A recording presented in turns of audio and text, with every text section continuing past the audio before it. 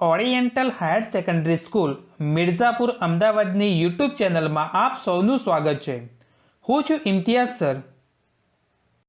વિદ્યાર્થી મિત્રો, આજે આપણે ધોરણ 11 વિષય અર્થશાસ્ત્રની અંદર ચેપ્ટર નંબર 6 બજાર એટલે કે માર્કેટ વિશે અભ્યાસ કરીશું। મિત્રો, સૌથી પહેલા આપણે જોઈશું બજારનો અર્થ। સામાન્ય રીતે તમે જાણો છો કે બજાર કોને કહેવામાં આવે છે, એના વિશે તમને સામાન્ય ખ્યાલ તો હશે જ, પરંતુ અહીંયા આપણે અર્થશાસ્ત્રની ભાષાની અંદર બજારનો અર્થ સમજવાનો છે કે બજાર કોને કહેવામાં આવે છે।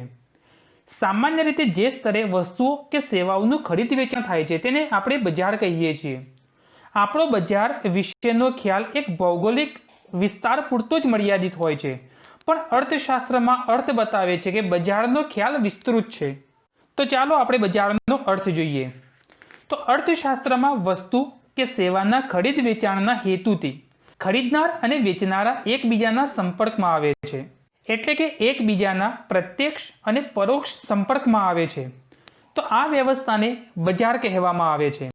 તો અહીંયા તમને ખ્યાલ આવી ગયો હશે કે અર્થશાસ્ત્રની પરિભાષાની અંદર બજાર કોને કહેવામાં આવે છે। તો વસ્તુ કે સેવાના ખરીદ વેચાણના હેતુ ખરીદનાર અને વેચનાર એકબીજાના પ્રત્યક્ષ કે પરોક્ષ સંપર્કમાં આવે છે તે વ્યવસ્થા એટલે બજાર। જ્યારે અર્થશાસ્ત્રનો બીજો અર્થ છે, તો આ જે અર્થ છે એ પ્રોફેસર સેમ્યુએલ્સને સમજાવ્યો છે। તો પ્રોફેસર સેમ્યુએલ્સનના મતે બજારનો અર્થ કોને કહેવામાં આવે છે એના વિશે આપણે સમજૂતી મેળવીએ। તો બજાર એટલે એક એવી કાર્યપ્રણાલી કે જ્યાં ખરીદનાર અને વેચનાર વસ્તુ અને સેવાની કિંમત અને જથ્થાને નક્કી કરવાના હેતુથી એકબીજાના સંપર્કમાં આવે છે। શું કહે છે પ્રોફેસર સેમ્યુએલ્સન કે ખરીદનાર અને વેચનાર વસ્તુ અને સેવાની જે કિંમત અને જથ્થાને નક્કી કરવાના હેતુથી જે એકબીજાના સંપર્કમાં આવે છે, તો આને બજાર તરીકે ઓળખવામાં આવે છે। મિત્રો, ત્યાર પછીનો આપણો નવો ટોપિક છે બજારના ઘટકો, એટલે કે બજારની લાક્ષણિકતાઓ અથવા બજારના લક્ષણો। સેમ ક્વેશ્ચન છે, પરીક્ષાની અંદર પૂછાય તો યાદ રાખજો કે બજારના ઘટકો પૂછે કે બજારની લાક્ષણિકતાઓ કે બજારના લક્ષણો, તો આ સેમ ક્વેશ્ચન છે એ તમારે થોડું યાદ રાખવાનું છે। તો મિત્રો, બજારના ઘટકો અનેક છે, એના વિશે આપણે અભ્યાસ કરવાનો છે। તો એમાં સૌથી પહેલા છે ખરીદનારા અને વેચનારા। તો મિત્રો, બજારની અંદર ખરીદનારા અને વેચનારા હોય છે। અહીંયા સામાન્ય રીતે સમજવાનું છે કે ખરીદનારા એટલે કે ગ્રાહક અને વેચનાર એટલે કે વેપારી। તો બજારમાં વસ્તુ કે સેવાના ખરીદનારા અને વેચનારા હોવા ફરજિયાત છે। તેઓ દ્વારા જ પોતાના અંગત હેતુસર જે વિનિમય કરવામાં આવે છે તેને ખરીદ વેચાણની પ્રક્રિયા કહેવામાં આવે છે। અહીં વેચનારનો પોતાનો નફો મહત્તમ કરવાનો ઉદ્દેશ અને ખરીદનારનો વસ્તુમાંથી મળતો સંતોષ મહત્તમ કરવાના હેતુથી આ પ્રક્રિયા જન્મ લે છે। તો મિત્રો, અહીંયા સમજવાનું છે કે બજારની અંદર ખરીદનારા હોય છે અને વેચનારા પણ હોય છે। તો અહીંયા જે વેચનારા છે એ શા માટે પોતાની વસ્તુઓ વેચવા માટે તૈયાર થાય છે? તો મહત્તમ નફા માટે એ પોતે પોતાની વસ્તુઓ વેચવા માટે તૈયાર થાય છે। અને ગ્રાહક પોતે શા માટે વસ્તુઓ ખરીદવા માટે તૈયાર થાય છે? તો એના પાછળનું ચોક્કસ કારણ છે કે એ વસ્તુમાંથી મળતો સંતોષ મહત્તમ કરવા માટે જે તે ગ્રાહક પોતે જે તે વસ્તુ ખરીદવા માટે તૈયાર થતો હોય છે। તો અહીંયા સામાન્ય રીતે તમારે સમજવાનું છે કે બજારના ઘટકોની અંદર ખરીદનારા અને વેચનારા હોય છે। ત્યાર પછી બીજા નંબરનો ઘટક છે વસ્તુઓ કે સેવાઓ। મિત્રો, અહીંયા સામાન્ય રીતે સમજવાનું છે કે બજારમાં ખરીદનારા પણ છે, વેચનારા પણ છે, પણ વસ્તુઓ અને સેવાઓ નથી તો પણ બજારનો કોઈ અર્થ રહેતો નથી। તો વસ્તુઓ કે સેવાઓ હોવી પણ ફરજિયાત છે, હોવી જોઈએ। તો બજારમાં માંગ પામતી અને વેચાણ થતી વસ્તુઓ કે સેવાઓ હોવી જરૂરી છે। બજારમાં ઉત્પાદક કે વેચનાર પોતાનો નફો મહત્તમ કરવાના આશયથી વસ્તુઓ કે સેવાઓના વિભિન્ન પ્રકારો તેમજ સ્વરૂપો બહાર પાડે છે અને તે વસ્તુઓ તથા સેવાઓ પ્રતિ ખરીદનારને આકર્ષવાનો પ્રયત્ન કરે છે। જ્યારે ખરીદનાર વસ્તુઓ કે સેવાઓના ઉપભોગમાંથી પોતાનો સંતોષ મહત્તમ કરે વસ્તુઓ અને સેવાઓનું આદર્શ સંયોજન ખરીદી લે છે। તો અહીંયા મિત્રો સમજવાનું છે કે બજાર છે, તો બજારની અંદર ખરીદનારા અને વેચનારા પણ છે, તે ઉપરાંત વસ્તુઓ કે સેવાઓ હોવી પણ જરૂરી છે। વેચનારા એટલે કે પોતે વેપારી જે તે વસ્તુઓ કે સેવાઓ વેચવા માટે તૈયાર થશે, કારણ કે એને મહત્તમ નફો પ્રાપ્ત કરવાનો છે। અને જે ખરીદનારાઓ એટલે કે ગ્રાહક જે તે વસ્તુ ખરીદશે, કેમ કે એમાંથી એને સંતોષ પ્રાપ્ત કરવાનું છે, એ વસ્તુમાંથી એને શું કરવાનું છે? સંતોષ પ્રાપ્ત કરવાનું છે, એટલે કે મહત્તમ સંતોષ મેળવવા માટે એ વસ્તુ ખરીદવા માટે તૈયાર થશે. ત્યાર પછી ત્રીજા નંબરનો ઘટક છે સંપર્ક. મિત્રો આપણે અગાઉ ડેફિનેશનની અંદર જોઈ ગયા કે ખરીદનાર અને વેચનાર એકબીજાના પ્રત્યક્ષ કે પરોક્ષ સંપર્કમાં આવે છે. તો હવે આપણે આને સમજવાનું છે કે સંપર્કમાં આવે છે પણ બે રીતે સંપર્કમાં આવે છે. એક છે પરોક્ષ અને બીજું છે પ્રત્યક્ષ રીતે સંપર્કમાં આવે છે. તો બજારમાં વસ્તુ કે સેવાના ખરીદનારા અને વેચનારા એક અથવા બીજા પ્રકારે એકબીજાના સંપર્કમાં આવે છે. આ સંપર્ક પ્રત્યક્ષ કે પરોક્ષ સ્વરૂપનો હોઈ શકે છે. તો મિત્રો આપણે સૌથી પહેલા પ્રત્યક્ષ. તો પ્રત્યક્ષ સંપર્કમાં કેવી રીતે આવે છે?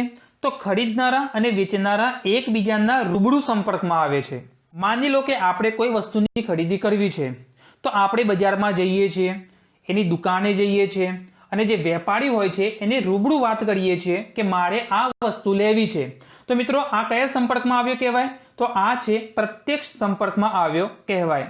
અને બીજું છે પરોક્ષ સંપર્કમાં આવવો.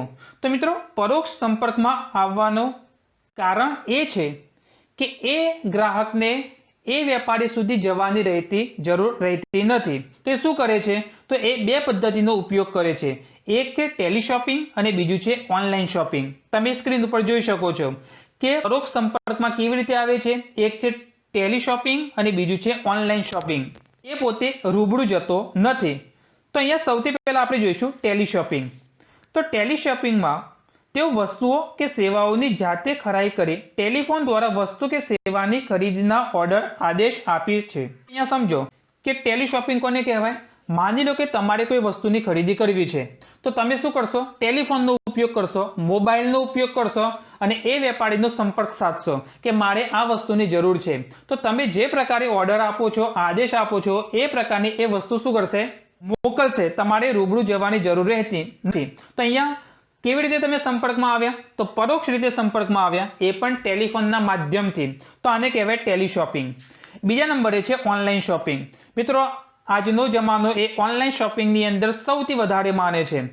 કોઈ પણ વસ્તુ મંગાવી હોય તે ઓનલાઈન મંગાવતો હોય છે, એ રૂબરૂ વેપારીને મળતો નથી. તો ઓનલાઈન શોપિંગ એ પણ પરોક્ષ રીતે સંપર્કમાં આવતો હોય છે. તો જેમાં તેઓ ઇન્ટરનેટના માધ્યમથી જે તે વસ્તુ કે સેવાના વેચનારની વેબસાઇટ પર જઈ વસ્તુઓ કે સેવાઓની પસંદગી કરે છે અને તે મુજબ વસ્તુ કે સેવાઓની ખરીદીના ઓર્ડર એટલે કે આદેશ આપે છે. અને વર્તમાન સમયમાં ટેલિશોપિંગ અને ઓનલાઈન શોપિંગ જેવા માધ્યમો દ્વારા વસ્તુઓ કે સેવાઓના ખરીદનારા અને વેચનારા પરોક્ષપણે એકબીજાના સંપર્કમાં આવે છે. અહીંયા તમારે સામાન્ય રીતે સમજવાનું છે કે ઓનલાઈન શોપિંગની અંદર આપણે એમેઝોન ઉપરથી વસ્તુઓ મંગાવતા હોઈએ છીએ, અથવા જે ફ્લિપકાર્ટ છે એના ઉપરથી વસ્તુઓ મંગાવતા હોઈએ છીએ, અથવા જે તે ઓનલાઈન શોપિંગની ઘણી બધી એપ્લિકેશનો છે, તો એ એપ્લિકેશનનો ઉપયોગ કરી આપણે જે તે વસ્તુઓ ખરીદતા હોઈએ છીએ. તો આ થયું ઓનલાઈન શોપિંગ. તો મિત્રો અહીંયા તમને ખ્યાલ આવી ગયો હશે કે સંપર્કની અંદર બે રીતે સંપર્કમાં આવે છે. એક છે પ્રત્યક્ષ સંપર્ક એટલે કે રૂબરૂ અને બીજું છે પરોક્ષ સંપર્ક એટલે કે ટેલિશોપિંગ અને ઓનલાઈન શોપિંગ. ત્યાર પછી બજારના ઘટકોની અંદર ચોથો ઘટક છે કિંમત. તો મિત્રો બજારની અંદર ખરીદનારા અને વેચનારા હોય છે, વસ્તુઓ કે સેવાઓ પણ હોય છે, સંપર્ક પણ હોય છે અને કિંમત પણ હોવી જરૂરી છે. જો બજારની અંદર બધી જ વસ્તુ હોય પણ કિંમત નક્કી ન થતી હોય તો પણ ખરીદનારાઓ અને વેચનારાઓ એકબીજાના કન્ફ્યુઝમાં આવતા હોય છે. તો બજારના ઘટકોની અંદર કિંમત હોવી પણ જરૂરી છે. તો બજારમાં ચોક્કસ સમયે કોઈ એક વસ્તુ કે સેવાની કિંમત નક્કી થયેલી હોવી જોઈએ. બજારમાં વસ્તુ કે સેવાની કિંમત વસ્તુ કે સેવાની માંગ અને તેના પુરવઠાના પરિબળો દ્વારા જ નક્કી થાય છે. જે અનુસાર બજારમાં વસ્તુ કે સેવાની કિંમત વસ્તુ કે સેવાની ખરીદનારાઓની માંગ અને વસ્તુ કે સેવાના ખરીદનારાઓ દ્વારા અપાતા પુરવઠા દ્વારા નક્કી થાય છે. તો મિત્રો આપણે અગાઉ જોઈ ગયા કે બજાર છે એટલે કે કોઈ પણ વસ્તુની ચોક્કસ કિંમત હોવી જરૂરી છે. માની લો કે કોઈ ગ્રાહક છે, એ વસ્તુ ખરીદવા માટે જાય છે અને આ જે તે વસ્તુ ખરીદે છે અને કહે છે કે કેટલા રૂપિયા થયા, કેટલી કિંમત છે, તો તરત જ વેપારી કહે છે કે આ વસ્તુની આટલી કિંમત છે. તો બજારની અંદર કિંમત હોવી જરૂરી છે. અને બીજું એ કે બજારની અંદર જે કિંમત છે એ કેવી રીતે નક્કી થતી હોય છે? તો બજારની અંદર કિંમત છે એ માંગ અને પુરવઠાના આધારે નક્કી થતી હોય છે. મિત્રો યાદ રાખજો, અગાઉના ચેપ્ટરની અંદર આપણે અભ્યાસ કરી ચૂક્યા છીએ કે કિંમત નિર્ધારણ એટલે કે વસ્તુ કિંમત કેવી રીતે નક્કી થાય છે. તો જે તે વસ્તુની માંગ અને એના પુરવઠાના આધારે વસ્તુની કિંમત નક્કી થતી હોય છે. તો અહીંયા ચોક્કસ રીતે તમારે સમજવાનું છે કે બજારના ઘટકોની અંદર કિંમત હોવી જરૂરી છે. ત્યાર પછી 5મા નંબરનો ઘટક છે બજાર સ્થિતિ અંગેની જાણકારી. મિત્રો આ સૌથી અગત્યનું છે કે બજારની અંદર એના ઘટકોની અંદર બજાર સ્થિતિ અંગેની જાણકારી હોવી જરૂરી છે. તો બજાર સ્થિતિ અંગેની જાણકારી વસ્તુ કે સેવાના ખરીદનારા અને વેચનારાને હોવી જરૂરી છે.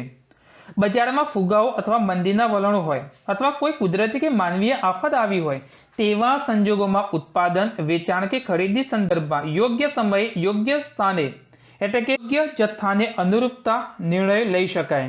તો અહીંયા બજારની સ્થિતિ અંગેની જાણકારી હોવી જરૂરી છે. તો કોને જાણકારી રાખવાની છે? તો અહીંયા ખરીદનારા અને વેચનારાઓને જે તે બજારની સ્થિતિ છે એ અંગે જાણકારી હોવી જરૂરી છે. કેમ કે મંદીના સમયની અંદર અથવા ફુગાવાના સમયની અંદર અથવા કોઈ કુદરતી કે માનવીય આફત આવી હોય તો આવા સમયની અંદર ઉત્પાદન કરવું કે ન કરવું, વસ્તુની ખરીદી કરવી કે ન કરવી, એનું વેચાણ કરવું કે ન કરવું, તો વગેરેના સંદર્ભમાં જે બજારની સ્થિતિ છે એ અંગેની જાણકારી હોવી જરૂરી છે. તો મિત્રો આ રીતે બજારના ઘટકો કુલ 5 રહેલા છે. મિત્રો ત્યાર પછીનો આપણો નવો ટોપિક છે બજારનું વર્ગીકરણ. મિત્રો અર્થશાસ્ત્રની અંદર બજારનું વર્ગીકરણ ઘણી રીતે થાય છે. દાખલા તરીકે સ્થાન આધારિત બજાર, સમય આધારિત બજાર, વસ્તુના સ્વરૂપ આધારિત બજાર, વસ્તુના જથ્થા આધારિત બજાર, નિયંત્રણ આધારિત બજાર, હરીફાઈ આધારિત બજાર વગેરે બજારના વિભિન્ન પ્રકારો છે. પરંતુ આજે આપણે આપણા ચેપ્ટરની અંદર મુખ્યત્વે 3 પ્રકારો વિશે આપણે અભ્યાસ કરવાનું છે. એટલે કે બજારનું જે વર્ગીકરણ છે એ 3 રીતે વર્ગીકરણ આપણે સમજવાનું છે. એમાંથી એક છે સ્થાન આધારિત બજાર, બીજા નંબરે છે જથ્થા આધારિત બજાર અને ત્રીજા નંબરે છે હરીફાઈ આધારિત બજાર. તો મિત્રો યાદ રાખજો, આપણે જે બજારનું વર્ગીકરણ છે એ 3 રીતે સમજવાનું છે. એક છે સ્થાન આધારિત બજાર, બીજા નંબરે જથ્થા આધારિત બજાર અને ત્રીજા નંબરે હરીફાઈ આધારિત બજાર વિશે આપણે સમજૂતી મેળવવાની છે. મિત્રો આપણે સૌથી પહેલા જોઈશું સ્થાન આધારિત બજાર. મિત્રો યાદ રાખજો, સ્થાન આધારિત બજાર વિશે આપણે અભ્યાસ કરીશું. સૌથી પહેલા તો સ્થાન આધારિત બજારના પણ કેટલાક મુદ્દાઓ છે, તો એ મુદ્દાઓને આપણે સમજૂતી મેળવવાની છે. તો સ્થાન આધારિત બજારની અંદર સૌથી પહેલો મુદ્દો છે સ્થાનિક બજાર. એટલે કે સ્થાનિક બજાર કોને કહેવામાં આવે છે? તો સ્થાનિક બજારની સૌથી પહેલા આપણે એની ડેફિનેશન જોઈશું કે સામાન્ય રીતે વસ્તુઓ કે સેવાઓનું જ્યાં ઉત્પાદન થતું હોય ત્યાં જ તેનું વેચાણ થતું હોય તેવા બજારને સ્થાનિક બજાર કહેવામાં આવે છે. મિત્રો યાદ રાખજો, પરીક્ષાની અંદર પૂછાતું હોય છે કે સ્થાન આધારિત બજારની અંદર જે સ્થાનિક બજાર છે તો સ્થાનિક બજાર કોને કહેવામાં આવે છે?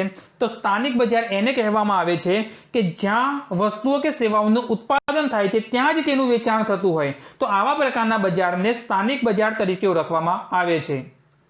મિત્રો આ જે બજાર છે સ્થાનિક બજાર કોઈ એક ચોક્કસ ગામ કે શહેર પૂરતું જ સીમિત હોય છે. યાદ રાખજો, સ્થાનિક બજાર ચોક્કસ ગામ પૂરતું જ હોય, ચોક્કસ શહેર પૂરતું જ હોય. તો આ પ્રકારના બજારને પણ સ્થાનિક બજાર કહેવામાં આવે છે. મિત્રો સ્થાનિક બજારનું ઉદાહરણ આપણે જોઈએ કે માટીના વાસણોનું બજાર. યાદ રાખજો, પરફેક્ટ અહીંયા ઉદાહરણ આપેલું છે કે માટીના વાસણોનું બજાર. અહીંયા જ્યાં માટીના વાસણો બનતા હોય ત્યાં જ તેનું વેચાણ થતું હોય. યાદ રાખજો કે જે માટીના વાસણો બનાવે છે, જે જગ્યાએ બનાવે છે, જે ગામની અંદર બનાવે છે એ જ ગામની અંદર વેચાણ થાય છે. તો આ પ્રકારના બજારને સ્થાનિક બજાર તરીકે ઓળખવામાં આવે છે. બીજા નંબરે છે પ્રાદેશિક બજાર. યાદ રાખજો, પ્રાદેશિક બજાર. તો પ્રાદેશિક બજારનો આપણે અર્થ જોઈએ કે જ્યારે વસ્તુઓ કે સેવાઓનું ખરીદ વેચાણ કોઈ એક ચોક્કસ પ્રદેશ પૂરતું સીમિત હોય. યાદ રાખજો, એક ચોક્કસ પ્રદેશ પૂરતું સીમિત હોય ત્યારે તેને પ્રાદેશિક બજાર કહેવામાં આવે છે. તો મિત્રો અહીંયા પ્રાદેશિક બજાર કોને કહેવામાં આવે છે? તો જે ખરીદ વેચાણ છે એ કોઈ ચોક્કસ પ્રદેશ પૂરતું જ હોય તો આવા પ્રકારના બજારને તેને પ્રાદેશિક બજાર તરીકે ઓળખવામાં આવે છે. આ અર્થને વધુ સ્પષ્ટ રીતે સમજીએ કે એક જ રાજ્યમાં આવેલા વિભિન્ન બજારોને પ્રાદેશિક બજાર કહેવામાં આવે છે. એક જ રાજ્યમાં, દાખલા તરીકે ગુજરાત રાજ્યની અંદર વિભિન્ન જે બજારો છે તો આવા પ્રકારના બજારને પ્રાદેશિક બજાર કહેવામાં આવે છે. આ બજાર એક જ રાજ્યના જુદા જુદા જિલ્લાઓ સુધી વિસ્તરેલું હોય છે. તો મિત્રો અહીંયા પ્રાદેશિક બજાર કોને કહેવાય? માની લો કે અમદાવાદ જિલ્લામાંથી વસ્તુ બને છે અને વડોદરા જિલ્લામાં તેનું વેચાણ થાય છે, પણ મૂળ તો એક જ રાજ્યમાં છે, ગુજરાત રાજ્યમાં જ છે.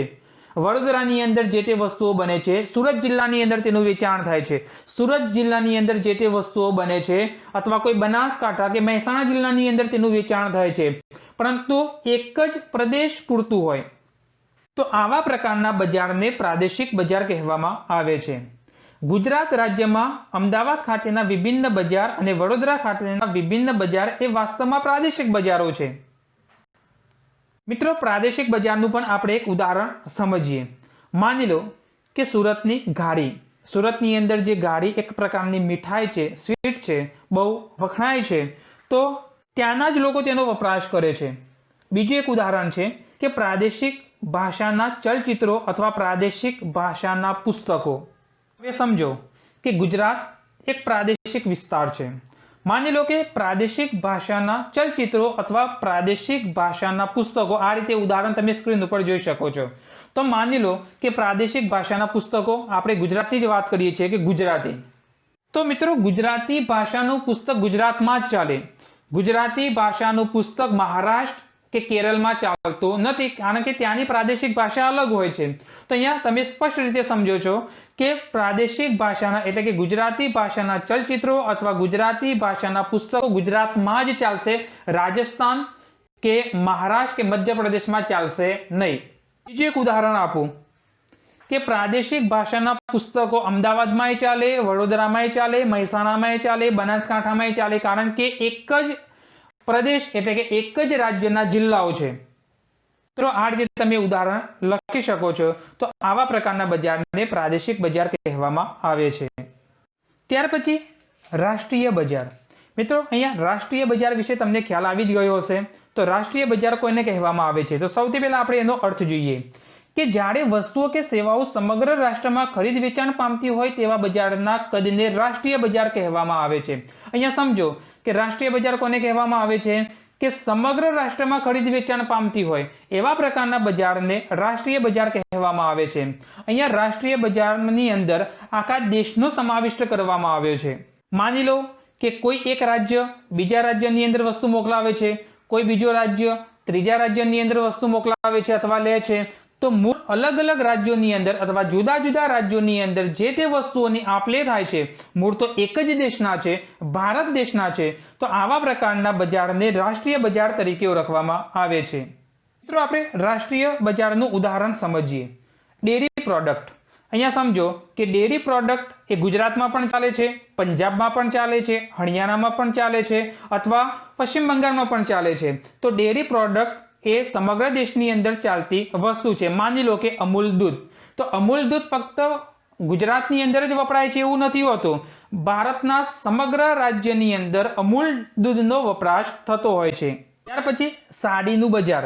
તો સાડીનું બજાર ગુજરાતમાં પણ છે, રાજસ્થાનમાં પણ છે, અથવા સમગ્ર જે તે રાજ્યોની અંદર પણ સાડીનું બજાર આવેલું હોય છે. ત્યાર પછી ત્રીજું ઉદાહરણ છે હિન્દી ભાષાની નવલકથાઓ અથવા હિન્દી ભાષાના પુસ્તકો. મિત્રો, અહીંયા સમજો કે હિન્દી ભાષાના પુસ્તકો ગુજરાતમાં પણ ચાલે છે, રાજસ્થાનમાં પણ ચાલે છે, પંજાબમાં પણ ચાલે છે. તો સમગ્ર જે તે રાજ્યો છે એ રાજ્યોની અંદર હિન્દી ભાષાના પુસ્તકો ચાલતા હોય છે, કારણ કે હિન્દી ભાષા એ રાષ્ટ્રીય ભાષા છે, માટે તેને રાષ્ટ્રીય બજારની અંદર સમાવિષ્ટ કરી શકાય છે. તો અહીંયા તમને ખ્યાલ આવી ગયો હશે કે રાષ્ટ્રીય બજાર કોને કહેવામાં આવે છે. ત્યાર પછી ચોથા નંબરે છે આંતરરાષ્ટ્રીય બજાર. હવે સમજો કે આંતરરાષ્ટ્રીય બજાર કોને કહેવામાં આવે છે? તો સૌથી પહેલા આપણે એની ડેફિનેશન જોઈશું. તો મિત્રો, આંતરરાષ્ટ્રીય બજારને વૈશ્વિક બજાર પણ કહેવામાં આવે છે. વૈશ્વિક બજાર એટલે આંતરરાષ્ટ્રીય બજાર. આ બજાર વિશ્વના વિવિધ દેશોના બજારો સુધી વિસ્તૃત પામતું હોય છે, એટલે કે વિસ્તૃત હોય છે. સામાન્ય રીતે આ બજારમાં થતા ખરીદ વેચાણને આયાત નિકાસ શબ્દથી આપણે જોતા હોઈએ છીએ.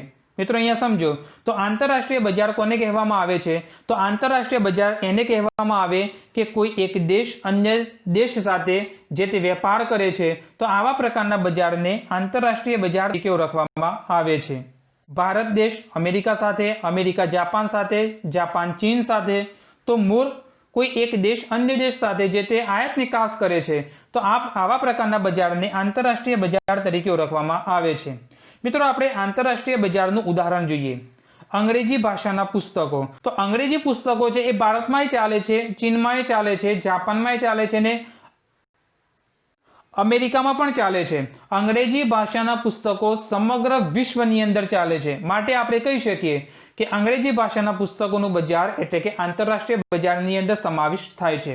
બીજા નંબરનું એક ઉદાહરણ છે મોબાઈલ। જે તે દેશની અંદર જે તે મોબાઈલ બનાવે છે એનો વપરાશ સમગ્ર વિશ્વ કરે છે। માની લો કે નોકિયા મોબાઈલ એ જાપાન બનાવે છે તો ભારત તેનો વપરાશ કરે છે। ઓપ્પો કે વિવો મોબાઈલ ચીન બનાવે છે તો પણ તેનો ઉપયોગ ભારત કે અન્ય દેશો કરતા હશે। આઈફોન એપલ એ પણ જે તે દેશ બનાવે છે, ભારત તેનો ઉપયોગ કરે છે।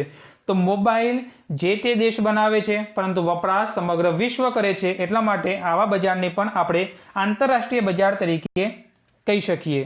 તો મિત્રો આ રીતે સ્થાન આધારિત બજારના કુલ 4 મુદ્દાઓ હતા, 4 પ્રકારના બજારો હતા, તમને ખ્યાલ આવી ગયો હશે। ત્યાર પછી નવો ટોપિક છે જથ્થા આધારિત બજાર। મિત્રો અહીંયા સમજજો કે જથ્થા આધારિત બજારની અંદર એના 2 પ્રકારો પડે છે, એક છે જથ્થાબંધ બજાર અને બીજું છે છૂટક બજાર। અહીંયા સામાન્ય રીતે તમારે સમજવાનું છે, આપણે નથી કહેતા આપણા સામાન્ય ભાષાની અંદર કે આ જથ્થાબંધ વેપારી છે, આ છૂટક વેપારી છે, આવા આપણા જીવનની અંદર આવા શબ્દોનો આપણે ઉપયોગ કરતા હોઈએ છીએ। તો એ જ છે કે જથ્થાબંધ બજાર અને છૂટક બજાર। અહીંયા જથ્થાબંધ બજાર અને છૂટક બજાર એ જથ્થા આધારિત બજારની અંદર એનો સમાવેશ થતો હોય છે। તો આ બંને બજારોમાંથી સૌથી પહેલા આપણે જોઈશું જથ્થાબંધ બજાર। તો મિત્રો જથ્થાબંધ બજાર કોને કહેવામાં આવે છે એના વિશે આપણે સમજૂતી મેળવીએ કે જથ્થાબંધ બજાર એ એક એવું બજાર છે કે જેમાં મોટા જથ્થામાં વસ્તુઓનું ખરીદ વેચાણ થતું હોય છે। જ્યારે મોટા જથ્થાની અંદર ખરીદ વેચાણ કરવું હોય તો જથ્થાબંધ બજાર પાસે જવું પડતું હોય છે, એવા બજારમાં જવું પડતું હોય છે। જથ્થાબંધ બજારમાં જથ્થાબંધ વેપારી ઉત્પાદક પાસેથી મોટા જથ્થામાં વસ્તુઓની ખરીદી કરે છે અને છૂટક બજારના વેપારીઓને વેચે છે। આમ આ બજારમાં છૂટક વેચાણ કરતા નાના નાના વેપારીઓ ખરીદનાર બને છે અને આમ જથ્થાબંધ બજારનો વેપારી ઉત્પાદક અને ગ્રાહક વચ્ચેની એક મહત્વની કડી બને છે। અહીંયા તમને ખ્યાલ આવી ગયો હશે કે જથ્થાબંધ બજાર કોને કહેવામાં આવે છે। તો જથ્થાબંધ બજારની અંદર જે તે વેપારી છે એ ઉત્પાદક પાસેથી મોટા જથ્થાની અંદર ખરીદી કરે છે અને છૂટક વેપારીઓને આપતો હોય છે। તો અહીંયા છૂટક બજાર એટલે કે છૂટક વેપારી અને ઉત્પાદક આ બંને વચ્ચેની કડી સમાન કોણ હોય છે? તો જથ્થાબંધ વેપારી। અહીંયા તમે માની લો કે સૌથી જે વસ્તુઓ બનાવે છે, જ્યાં વસ્તુઓ ઉત્પાદન થાય છે એને ઉત્પાદક કહેવાય। એ કોને આપે? તો જથ્થાબંધ વેપારીને આપતો હોય છે। જથ્થાબંધ વેપારી કોને આપે? એ છૂટક વેપારીને આપતો હોય છે અને છૂટક વેપારી કોને આપે? એ ગ્રાહકને આપતો હોય છે। તો અહીંયા જથ્થાબંધ વેપારી એટલે ઉત્પાદક પાસેથી જથ્થાબંધ વસ્તુઓની ખરીદી કરી કોને આપે છે? તો છૂટક બજારના વેપારીઓને એ વસ્તુઓ વેચે છે। તો જથ્થાબંધ વેપારી જથ્થાબંધ બજારની અંદર આ રીતે કામ થતું હોય છે। ત્યાર પછી આપણે વાત કરીએ છૂટક બજાર। તો છૂટક બજાર કોને કહેવામાં આવે છે? તો છૂટક બજારના જે વેપારીઓ છે એ કોના વચ્ચેની કડી છે? તો એક બાજુ કોણ હોય? ગ્રાહક હોય અને બીજી બાજુ જથ્થાબંધ વેપારી હોય। તો આ બંને વચ્ચેના કડી સમાન કોણ હોય છે? છૂટક બજાર હોય છે, છૂટક બજારનો વેપારી હોય છે। તો છૂટક બજારમાં વસ્તુઓનું ખરીદ વેચાણ નાના પાયે એટલે કે નાના જથ્થામાં થાય છે।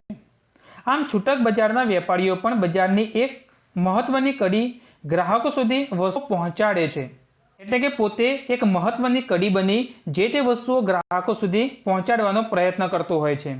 છૂટક બજારના વેપારીઓ જથ્થાબંધ બજારમાંથી વસ્તુઓને મોટા જથ્થામાં ખરીદી કરી નાના નાના જથ્થામાં છૂટક રીતે ગ્રાહક વર્ગ એટલે કે ઉપભોક્તા વર્ગને વેચે છે અને છૂટક બજારના વેપારીઓ વસ્તુઓનું પુનઃવેચાણ કરે છે અને ગ્રાહકોને તેઓની જરૂરિયાત અનુસાર વસ્તુઓ કે સેવાઓ પહોંચાડવામાં મદદરૂપ થતા હોય છે। તો અહીંયા છૂટક બજારનું કામકાજ શું હોય છે કે જે જથ્થાબંધ વેપારીઓ પાસેથી જે તે વસ્તુઓ લાવી અને કોને આપે છે? એ ગ્રાહકોને આપે છે જરૂરિયાત મુજબ અને એમના સુધી વસ્તુઓ પહોંચે એ પ્રકારની સેવા આપતું હોય છે। તો આ પ્રકારના બજારને છૂટક બજાર કહેવામાં આવે છે। તો અહીંયા તમને ખ્યાલ આવી ગયો હશે કે જથ્થાબંધ આધારિત બજારની અંદર એક છે જથ્થાબંધ બજારના વેપારીઓ એટલે કે જથ્થાબંધ બજાર અને બીજા નંબરે છે છૂટક બજારના વેપારીઓ એટલે કે છૂટક બજાર। મિત્રો આપણે આજના આ વિડીયોની અંદર બજારનો અર્થ જોઈ ગયા, ત્યાર પછી બજારના ઘટકો એટલે કે બજારની લાક્ષણિકતાઓ જોઈ ગયા, ત્યાર પછી બજારનું વર્ગીકરણ 2 રીતે જોયું આપણે આજે। એક છે સ્થાન આધારિત બજાર અને બીજું છે જથ્થા આધારિત બજાર। હવે જે ત્રીજા નંબરનું જે બજાર છે એ છે હરીફાઈ આધારિત બજાર। તો હરીફાઈ આધારિત બજાર એ આપણે નેક્સ્ટ વિડીયોની અંદર જોઈશું. તો મિત્રો, જો તમને અમારો આ વિડીયો પસંદ આવ્યો હોય તો લાઈક કરો, શેર કરો અને સબસ્ક્રાઈબ કરો, જેથી આવનારા નવા વિડીયોઝને તમે જોઈ શકો.